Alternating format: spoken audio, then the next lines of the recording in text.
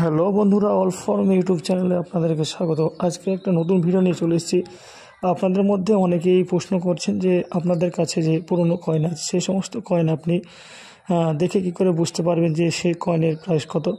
আপনার কাছে যে কয়েন আছে, যে পুরনো কয়েন, সেই কয়েনের ভ্যালু কত আপনি কি করে বুঝতে পারবেন।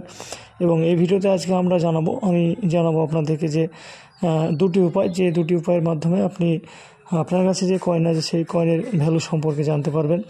তো ভিডিওটি শুরু করার আগে আপনারা যদি শপিং করতে চান অনলাইনের মাধ্যমে, তাহলে আপনারা আমার চ্যানেলে শর্টসে চলে যাবেন এবং শর্টসে দেখতে পাচ্ছেন এখানে বিভিন্ন রকমের প্রোডাক্টের লিঙ্ক দেওয়া আছে ভিডিওর মধ্যে।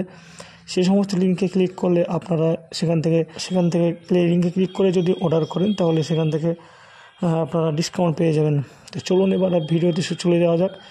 যে আমরা জানবো যে আজকে যে কয়েন আছে, পুরনো কয়েন, ওল্ড কয়েন, সে সমস্ত কয়েনে কীভাবে আপনি দামটা বুঝতে পারবেন। তো সেই কয়েনের ভ্যালু জানার জন্য আপনাদেরকে সবথেকে সহজ উপায় হলো যে আপনাকে কয়েন এক্সিবিশনে যেতে হবে। এবং কয়েন এক্সিবিশনে গেলে আপনি আপনার পুরনো কয়েনের দাম জানতে পারবেন। এমনকি কয়েনটা আপনি কয়েন ডিলারের কাছ থেকে সেখান থেকে কিন্তু বিক্রি করতে পারবেন এবং কয়েন ডিলারের কাছে বিক্রি করতে খুব সহজে করতে পারবেন। তো আরেকটা উপায় কী আছে? আরেকটা উপায় আছে যে আপনারা স্ক্রিনে একটি বই দেখতে পাচ্ছেন, ব্রিটিশ ইন্ডিয়া ও রিপাবলিক ইন্ডিয়ার 1835 থেকে 2025 পর্যন্ত কয়েন নিয়ে বিস্তারিত আলোচনা রয়েছে। সাথে প্রতিটি কয়েনের দাম কিন্তু উল্লেখ করা হয়েছে।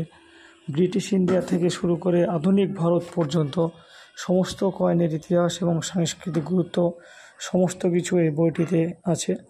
এই বইটিতে সুন্দরভাবে দেওয়া আছে কয়েন কোন মিন্ট থেকে তৈরি হয়েছে, কয়েনের ভ্যালু কত, ইউএনসি কন্ডিশন থেকে শুরু করে বিভিন্ন কন্ডিশনে কয়েনের ভ্যালু দেওয়া আছে।